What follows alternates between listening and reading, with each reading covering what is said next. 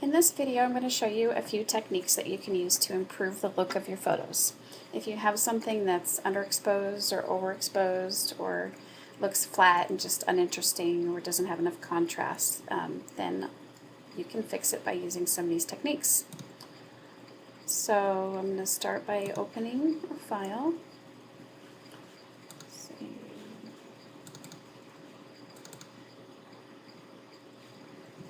Now the first thing I'm going to show you how to do is to clone an object. And you can use the clone tool to either add objects or take them away. So first what you want to do is change this into a layer by double clicking it. Okay, now zoom in by either moving the slider or holding your Alt key down and using the scroll wheel on your mouse. Now what I want to do is take this mustard off of my son's shirt. So what I would do is click the clone tool and hold down the Alt key and click next to it, and then you would erase it by going over it like this. Click next to this and erase it, and it'll make it look just like this shirt over here. Now, one thing that I found by using this recording software is that for some reason I can't use the clone tool while Camtasia is recording. So if you just take my word for it, clicking next to this and then going like this makes it look exactly what's in those little crosshairs. So that's how you use the clone tool. Now the next thing I'm going to do is adjust highlights and shadows. So to do that, we're going to go up to Image, Adjustments, Shadows and Highlights. Now when this window comes up, it'll have some default settings, and generally those aren't right. So what you can do is, and show more options. By default it's like this, but if you click show more options, that'll pop down and you have a lot more to work with. So in the shadows, you can lighten the shadows and adjust the tonal width. Okay. And you want to not overdo it on the shadows. And a way that you can make it look a little more natural is by bumping up the radius a bit.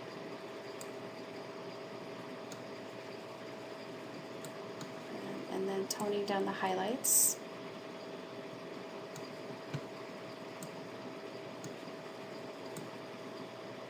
So what you can do is just mess around with these and figure out what you think looks best.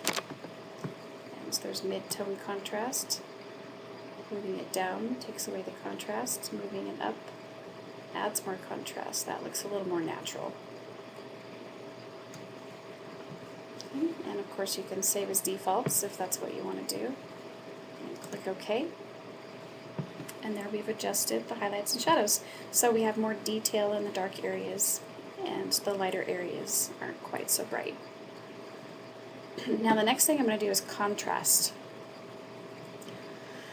So to adjust contrast, you go Image, Adjustments, Brightness, Contrast. So brightness, I like to brighten it up a little bit because I plan on adding some vignetting around the edge. Give it a little more contrast, not too much, and click OK. Okay, so now that we've done contrast, I'm going to show you how to sharpen the image. Now, when we do pictures of people, generally you don't want to sharpen the whole thing, but maybe just want to sharpen their eyes or their mouth. So I'm going to show you how to do the eyes. I'm going to hold down Alt and use my scroll wheel to zoom in. And what I'm going to do is use lasso tool. Go around the eye. And then hold down the Shift key. If you hold down Shift while you draw around the other eye, then it will allow you to select both eyes. Okay, now to sharpen, we're going to go up to Filter, Sharpen, and Unsharp Mask. Now I usually put the threshold at about 3 and the radius at 3. Now the radius kind of depends on the resolution of your photo. If it's a really low resolution, you're going to want to move it down to about 1. And so then I adjust the amount, and as you can see right here, you can see the sharpness change as I go up. See, that's all the way, and that's all the way down. So go up just until it looks about right, not too unnatural.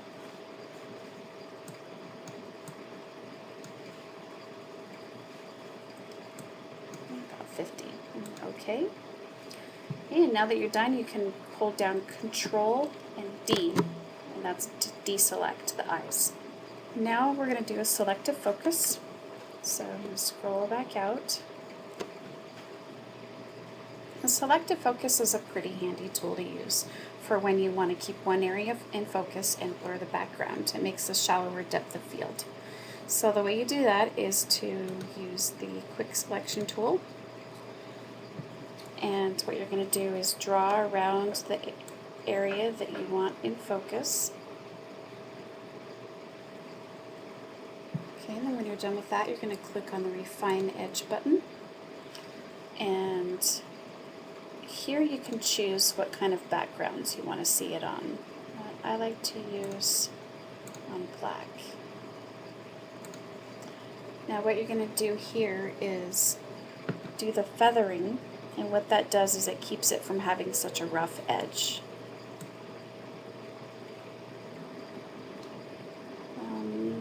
I like it to be about 75.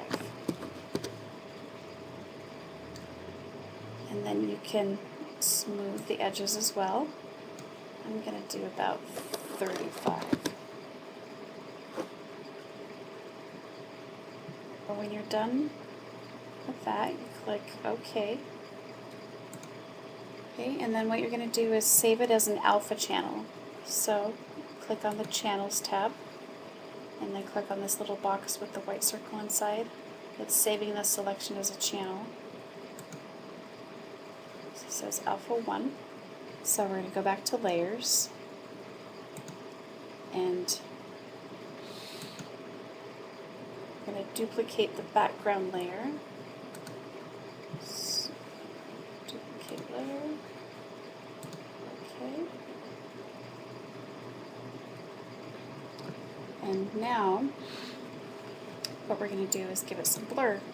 Filter, Blur, and Lens Blur.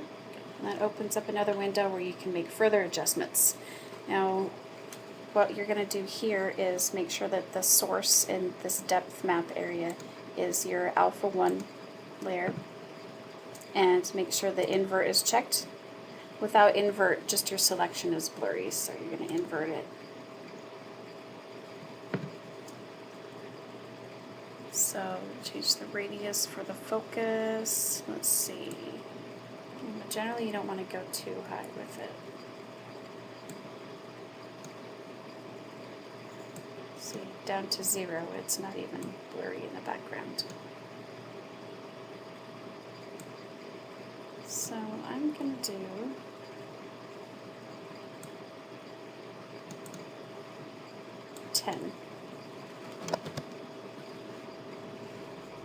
Okay, and then you click OK. Okay, now that you're done, you can push Control D to deselect that part of his face. Right click over here to flatten image. And that part is done. That's how you do selective focus. Now what we're going to do is some vignetting. So we're going to do a layer, new layer, and OK. And use the elliptical marquee tool, which is this one right here. With the elliptical marquee tool, you need to draw an ellipsis, like a little oval, and position it. Okay, now click in the corner, you select inverse, okay, and then click in the corner again and do a fill. And this is where you're going to add the dark color. So color, choose black.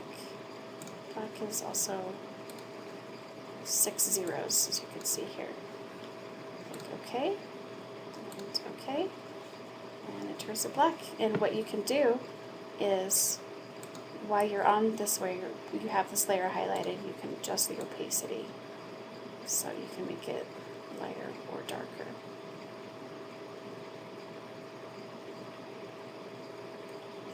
I try not to make it too dark. Okay. And again, Control D to deselect. Right click over here on one of these layers and flatten image. And you're done. That's quite an improvement.